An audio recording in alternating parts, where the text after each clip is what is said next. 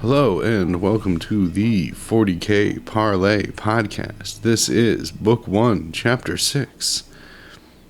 And today we're just going to be talking about my Ulthwe Ealdari army. I haven't really spent any time sitting and talking at length about what I've built or showing off what I've built, so I think this podcast and the YouTube video to accompany the podcast is just going to be pretty much a showcase of the Ealdari army that I have put together insofar. So, just a couple heads ups. When I built this army, they had not increased the cost of Eldrad and the Farseers. So, whereas I believe when I originally did the calculations for my army, Eldrad was, let's see, I can check on this real quick. Eldrad was only 100 points, whereas now he is 110. And the Farseer was originally 65 points, or I believe now the Farseers are 80 points. So, I had bought a Harlequin unit, Harlequin troop, and they have currently been cut when I field my Ealdari because I want to keep the psychic ability of the Farseer currently in the army. So, a couple things. Like I said, I don't want to get too much into stratagems, tactics, or anything like that, but I do want to talk about the army rule for the Ealdari. They have Strands of Fate, which is absolutely badass. Strands of Fate essentially allows you to roll 12 six-sided dice at the beginning of the game, and you can put them aside in a pool, and you can use those dice as substitutions for rolls in the future. So, if you get a ton of sixes right off the bat, that's absolutely awesome. Strands of Fate is such a cool ability to have. And I just want to mention having Eldrad in your army makes that even better, because he has an ability called Diviner of Futures. And at the start of battle, when making your first Strands of Fate roll, you can roll an additional 3d6. This means that this means that your roll will consist of 15d6. So that's just absolutely badass. You get 15 Strands of Fate if you have Eldrad Ulthran in your army. And I play Ulthwe, and he's my champion, and my warlord on top of that, so yeah, for sure I field him. All 110 points of him. And the Farseer. The Farseer used to be the leader of my Storm Guardians. I still use him as the leader of the Storm Guardians often enough. It's nice for them to have a character that can just come in and blow up heads. Just one more note. When I originally built my combat patrol, I built the Storm Guardians, and when I had finished building my Ulthwe, it was 1005. So I think my army is over 130 now. But like I said, last two times I played, I cut the Harlequin unit out, which I believe that they're about 75 points. Let me check on that real quick. Hold on here. Let's see. Yep, the troop is 75 points. So, what else do I play with? So, you already know the Eldrad. and as I've said, the Storm Guardians are in there as well, and I have a Harlequin troop. The first thing I purchased was the Eldari Combat Patrol, and after going through the 9th edition Codex, I landed on Ulthwe, really enjoying their color scheme, and I really liked the eye. Thought that was a cool symbol.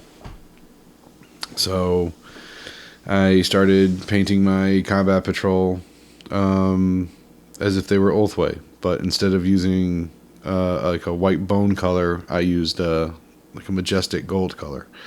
I thought it'd be pretty cool to have my characters gilded with gold as opposed to having that like that dried bone color. Not that there's anything wrong with it. I just thought it would be cool to have the gold. I've always liked using black, red, and gold as my colors for my armies.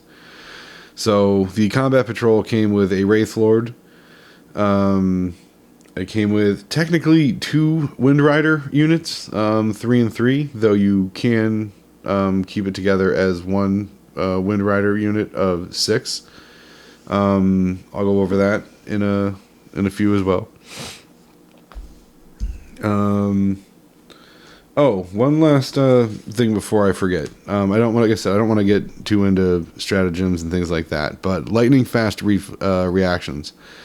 Just something to know. This is an absolutely sick Eldari battle host stratagem, and it only burns 1 CP, and you can do it during your opponent's shooting or fighting phase.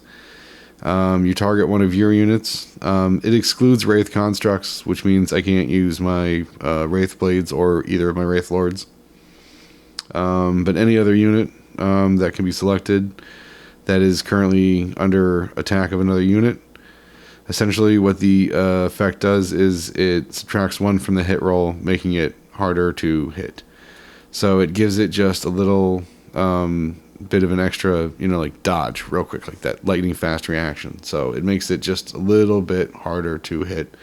And for 1 CP, that is a hell of an Eldari stratagem. Just something to keep in mind. Lightning fast reactions is really good. So for my battle line, I do use the Storm Guardians. I did not build the Serpent Scale platform. I built the launcher instead, and I just used the launcher as a representation of the Serpent Scale platform. So when I get another Eldari Combat Patrol, I will inevitably build the Serpent Scale platform. I mainly just painted it gold and then splattered blood on it. So I'm going to do the exact same thing with the Serpent Scale platform that I did with the launcher. And just swap it out with the Storm Guardians. Yeah, I have a bunch of Storm Guardians, and they're all running around with various weapons. I think there's just 2 with flamers, and yeah, looks like there's maybe more than that. Yeah, there's quite a good variety in the Storm Guardians. They definitely did not come to play. And I usually take the Farseer and have them be their leader. Definitely, like I said, like the first 2 games I played with the Farseer when it was just a Combat Patrol, it was just absolute magic.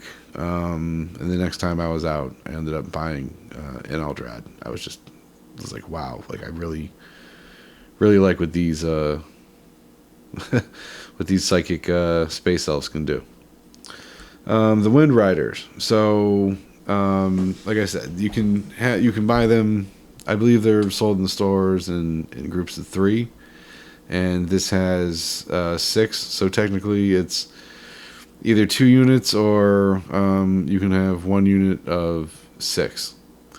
So I have split up the weapons. I have 3 that have a shuriken cannon on it, and then I have 3 that have twin shuriken catapults on it. So I'm using 2 different weapons, and I can split them between the units as needed if I split it. In time, when I go up to 2,000 points, I still haven't decided whether it's going to be Warlocks or whether it's going to be Farseers, but I would definitely like to paint up 6 more bikes, have 2 units of bikes, and have each of them either led by a Farseer Wind Rider or a Warlock Wind Rider. I haven't decided yet what would be better as far as point values go. I think that would just be, like I said, like that's what it would come down to. Is I think which ones would be better for point values. Wind Riders themselves are 80 points, so that's a 160 point unit right there, and then you're adding a Farseer on a Wind Rider or a Warlock on a Wind Rider. There are other Wind Rider units. In fact, Wind Riders don't count as vehicles, I don't believe. Hold on, I have the card right here. Yeah, keywords are mounted, fly, and Wind Rider. It does not have vehicle as a keyword. Just something to note while you are playing. Why do I like the Wind Riders? They get to objectives fast. Just to have something that can move onto an objective and hold it. And it is, like I said, I still, I get murdered the games I play fighting the damn Necrons. But I can get to objectives and I can at least pull CP and contest objectives and be a thorn in the side of any army that thinks they're going to get there before this unit of speeder bikes. So I've heard a lot of people bash the Wind Riders, but I have found them to be an absolutely stunning unit. And like I said, I'll split them 3 and 3 and then blow them off on either side of the set them off on either side of the map and try to pin down objectives with them. They're absolutely amazing. And when I move into the realm of 2,000 points, I think I would definitely like to give them some leaders. I think that would be a very smart decision. That way you could, defend these units that can move very quickly. And they have decent range. You can set them up to be more of a long range, get in, get out kind of thing, whereas I set them as kind of get into the objective and fire at mid to close range. So you really have a couple different options as far as the Wind Riders go. All right, so let's talk about probably my favorite unit, the Wraithlords. One came with the Eldari Combat Patrol, and as soon as I had put it together, the first thing I went on Amazon and did was buy another one. This was the first non-combat patrol, non-paint Warhammer purchase that I made. I went out and bought myself another Wraithlord, and I don't regret it at all. I absolutely loved it. I saved it and built it right before I put together my Eldrad. So, I mean, those were the last 2 things I put together and painted. And I think it shows. There's a lot of work and detail put into my Eldrad and my second Wraithlord. My first Wraithlord, I just kind of went berserk with it and just tried to, like I said, just make this giant, cool, elf space mech. And I think it came out looking really cool. And the second one, I decided, mechs are things that get damaged in battles. And Eondon is a clan, or a craft world, rather, that's known for having a lot of Wraith tech.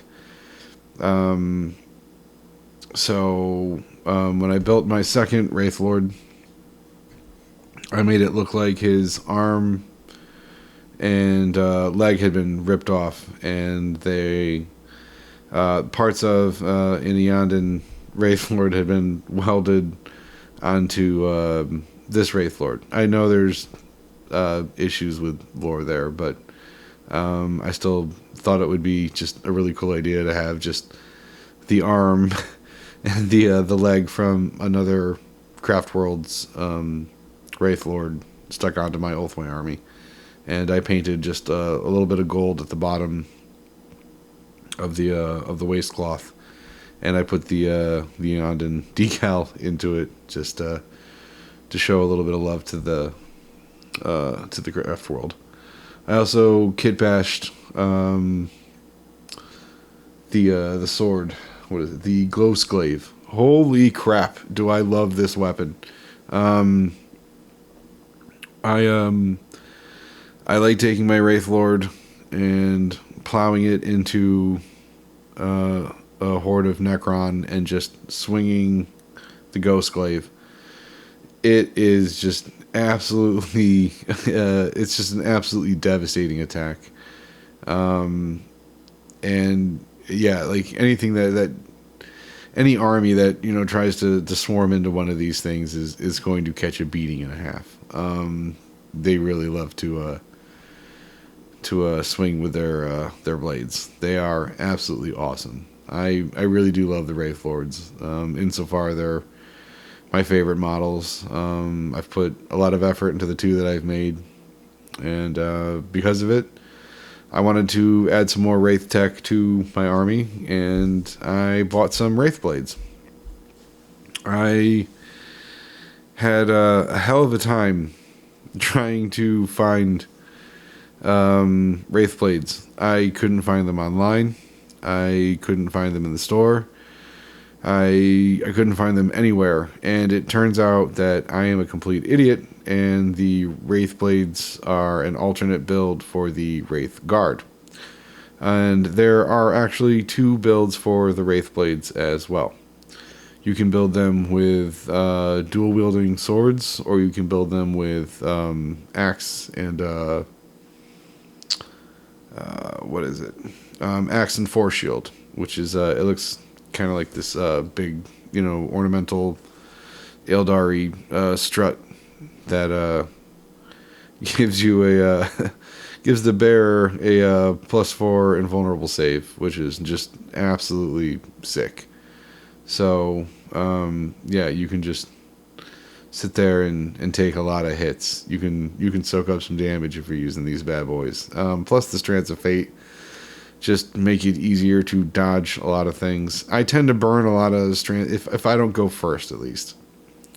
I tend to burn a lot of Strands of Fate dice on my first turn, just because I don't want that first turn to just devastate you know, my entire army. And I have the Harlequin troop. Like I said, lately I have not had the Harlequin troop in my army, because I have been like I said, I've had an army that's 135 points currently, so I had to cut something, and I cut the Harlequin troop. But like I said, while going through the index cards today, I found the Troop Master, and I looked it up. I believe the Troop Master is I think he's around either 45 or 55 points. So I think I'm going to slide a Troop Master, which I actually put a little bit of effort into painting, back into my Incursion. In the future, Guardian Defenders, to bolster my Eldari army, I'm probably going to buy another combat patrol. The way I look at it, I would like another Farseer. I'm definitely going to buy another Wraithlord, and having another 6 bikes, why not? Turning the Storm Guardians into having them double as actually building them this time rather as the Guardian Defenders.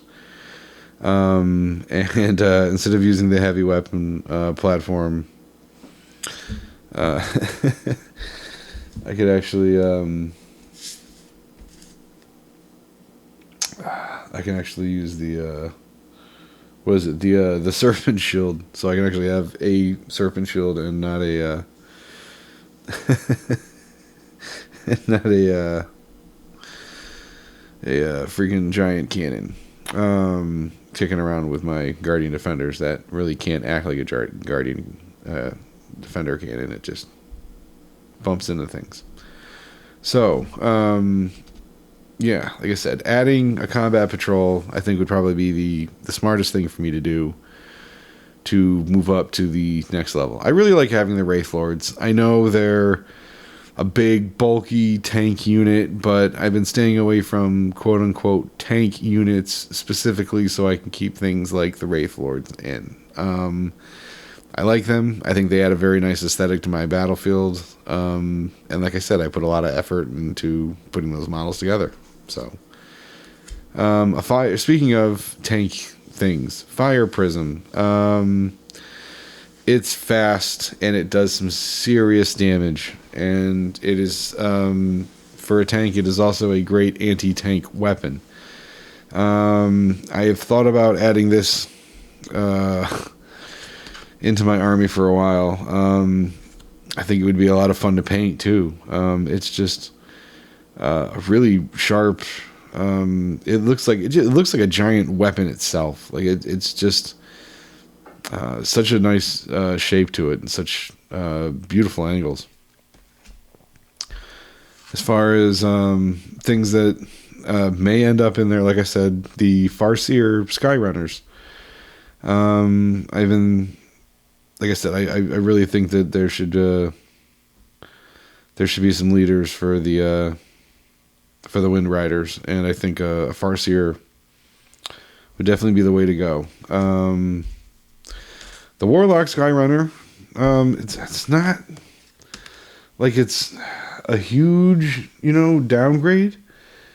I just think you get, a lot more, devastating psychic range with the Farseer. I think maybe on a bike where you have a movement of 14. Maybe I can get away with the Warlock and save myself the points as opposed to using the Farseers. Maybe I'll do that. Maybe I'll get the combat patrol, paint up another 6 bikes, and then get 2 Warlock Skyrunners and run those as the leaders. I think that definitely could work as a strategy. Adding Warlocks to the battlefield. I've been thinking about it, but like once again, it's one of those things where, I can see where I can downgrade it a little bit on the Skyrunner, but maybe on the battlefield, I'm much better off having the Farseer. You can use him by himself or have him as a leader and still. Yeah, I think in that aspect, I think I'm going to stay with the Farseers. And with the combat patrol, I get another Farseer, so I'll have another one of those to play with. So yeah, let's definitely think about some Warlock Skyrunners, and Fire Prism, like I said, is definitely something that I've thought about putting in as well. Just so I would just have another big, bulky anti-tank weapon, but I think after I do my next combat patrol and I have that 3rd Wraithlord to field, I don't think that I'm. Yeah, I really don't know that the Fire Prism is going to be worth it. All right, so the Troop Master. This, like I said, I'm probably going to end up pulling the Troop Master into my incursion right now because I can't run the entire Harlequin troop. there are other things I could cut, but having that +4 invulnerable save on the Wraith Blades is very nice. And when the Wraith Blades do get in close combat, like they're just like the Wraithlords, they're just butchers. They just sit there and just start cutting things down. And if you have Eldrad and Farseers and Warlocks and things that can do psychic attacks and lead your units, you'll definitely have an advantage there. The Wind Riders, maybe not the greatest choices of units, but like I said, they move to objectives fast, and that's why I've been keeping them in play, because I get CP from Wind Riders, and like I said, splitting them at times has definitely helped me just sit there and soak up a bunch of CP to use and try to strategize a little bit better about how to fight my opponents. Boy, so yeah, I talked about pretty much everything in my army right now, and yeah, like I said, that's pretty much what I field. Like I said, I have an absolutely atrocious win ratio of 0. I get murdered just about every time I play, but I'm still learning the rules, and it's like building a Magic deck. If you don't know every card in your deck and you don't know what you're gonna pull, it's gonna be hard for you to win. I don't know all the rules on all the index cards, and like I almost every game I've played until like the last 2, have forgotten to roll the extra Strands of Fate dice for having Eldrad in my army. Just little things like that, or knowing that you can just certain characters will just allow you to have certain abilities at certain times, and when psychic attacks can target and what counts as a psychic attack. Just knowing all these things. Like I said, I never I really don't want to intend to this channel to get too much into tactics, but I definitely wanted to talk a little bit about my armies and what I'm currently playing, because it's what I'm excited about and it's what I'm painting. And like I said, right now I have about 1,030 points of Ulthwe, and the Incursion will soon grow. I will soon be at I will soon start working. Let's put it like that. I will soon start working towards 2,000 points of Ulthwe. I want to finish up the Gene Stealers. Hoping to get some of those models put together this weekend. This week even, if I can find the time, hopefully. I'd love to just sit down and slap and glue, sprue and glue 20 Gene Stealers together to make a battle line. That would just be so much fun. And I did get in some Necromunda bases, so for sure that's going to be something that I'm looking forward to as well, is having the Necromunda bases to use for my Gene Stealer Colts. So once I get that Gene Stealer Colt painted, I think it's about 975. So once that's done, I think we're going to start working on Blackstone Fortress, or maybe start painting Space Marine, the board game. One of the two. But yeah, like I said, my Ulthwe, it will grow. For sure, this unit will grow. I have no doubt about that. And I have no doubt that there will be a third Wraithlord as well. And probably another Farseer. And yeah, maybe some Warlock Skyrunners. Warlock Skyrunners sounds like a pretty good idea right now. All right, folks, let's end chapter 6. This chapter pretty much just fed my ego. I got to talk about my awesome Ulthwe armies. Remember, hashtag Ulthwe all day.